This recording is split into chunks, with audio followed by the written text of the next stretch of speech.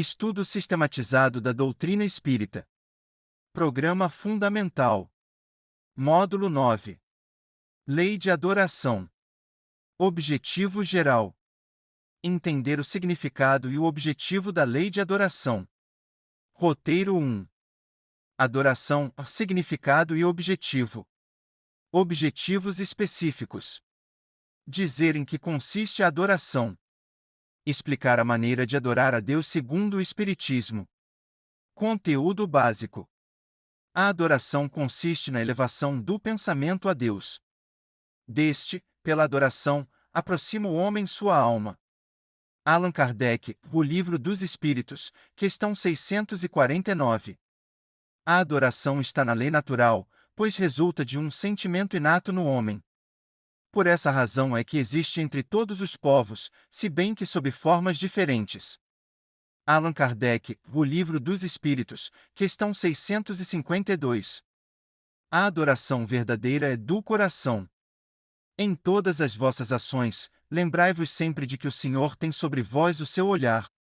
Allan Kardec, O Livro dos Espíritos, questão 653. É hipócrita aquele cuja piedade se cifra nos atos exteriores.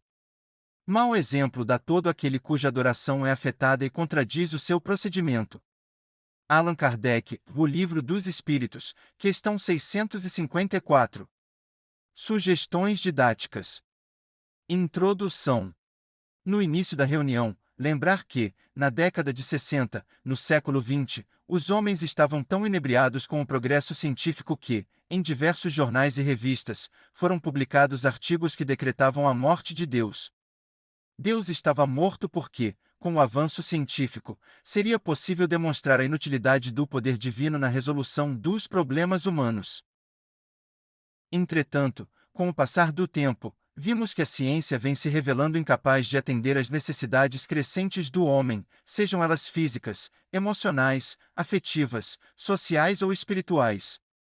Persiste, pois, a importância da crença em Deus e a necessidade de adorá-lo, segundo as possibilidades de cada um. Explicar também que a adoração é uma das leis naturais, porque é resultante de um sentimento inato no homem. Por esse motivo é que todos os povos sempre adoraram a Deus, embora de formas diferentes. Desenvolvimento. Pedir, em seguida, aos participantes que, em duplas, emitam um conceito de adoração. Ouvir as respostas das duplas. Explicar em que consiste a adoração segundo o Espiritismo, esclarecendo sobre diversas formas de adoração conhecidas, de acordo com o progresso humano. Solicitar à turma que leia os 2 últimos parágrafos dos subsídios e, em seguida, informe, em plenário, o significado de adoração, segundo a doutrina espírita. Ouvir as interpretações dos participantes, esclarecendo possíveis dúvidas. Conclusão. Concluir a aula, reforçando a ideia de que o processo de adoração acompanha a evolução do homem.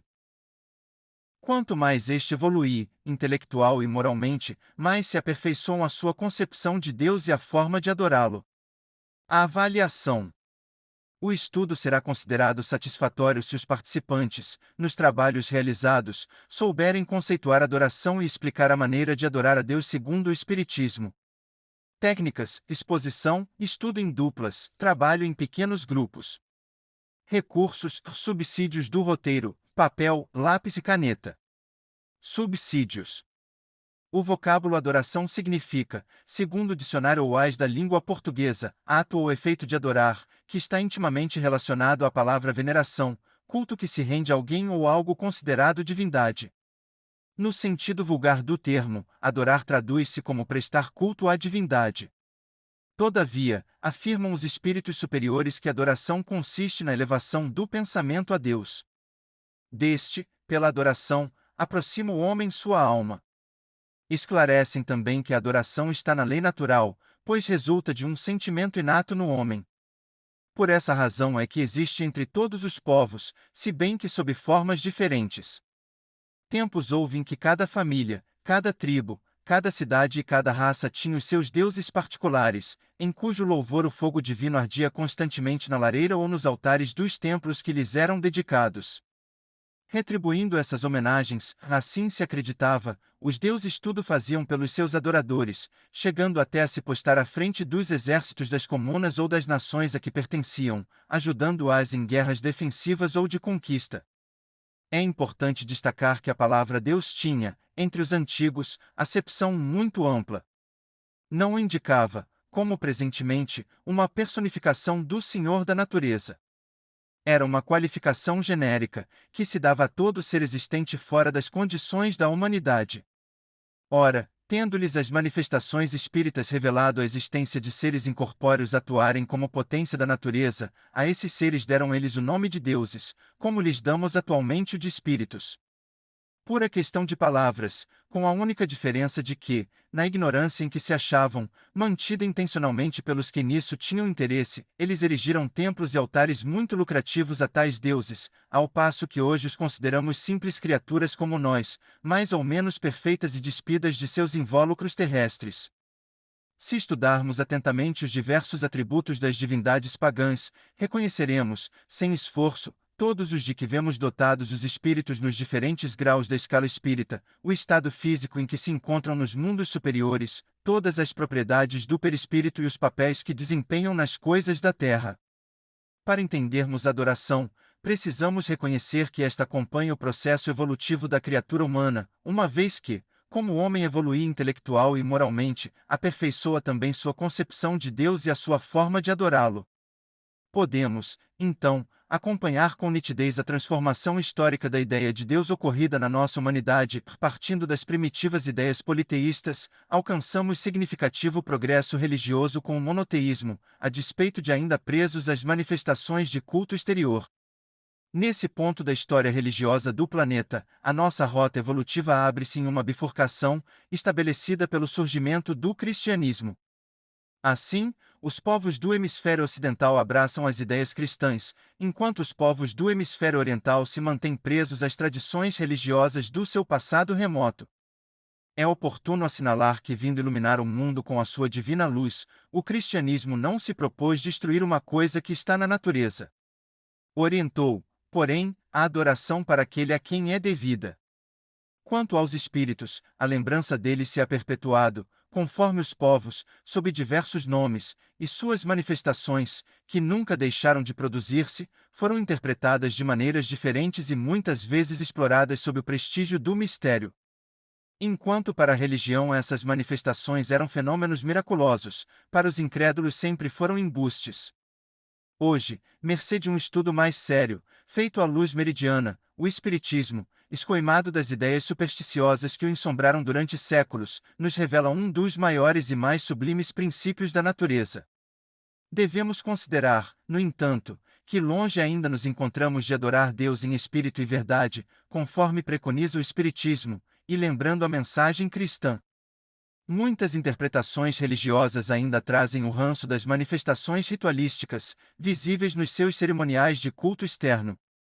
Emmanuel, a propósito, lembra-nos que nos tempos primevos, como na atualidade, o homem teve uma concepção antropomórfica de Deus. Nos períodos primários da civilização, como preponderavam as leis de força bruta e a humanidade era uma aglomeração de seres que nasciam da brutalidade e da aspereza, que apenas conheciam os instintos nas suas manifestações, a adoração aos seres invisíveis que personificavam os seus deuses era feita de sacrifícios inadmissíveis em vossa época. Odiernamente, nos vossos tempos de egoísmo utilitário, Deus é considerado como poderoso magnata, a quem se pode peitar com bajulação e promessa, no seio de muitas doutrinas religiosas. Os espíritos orientadores da codificação espírita nos esclarecem que a adoração verdadeira é do coração. Em todas as vossas ações, lembrai-vos sempre de que o Senhor tem sobre vós o seu olhar. Esclarecem igualmente que a adoração exterior será útil, se não consistir num vão simulacro. É sempre útil dar um bom exemplo.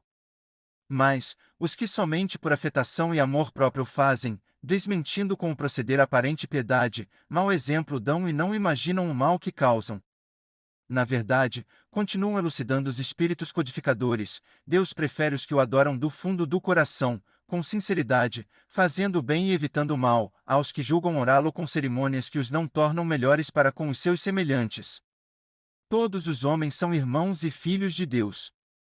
Ele atrai a si todos os que lhe obedecem às leis, qualquer que seja a forma sob que as exprimam.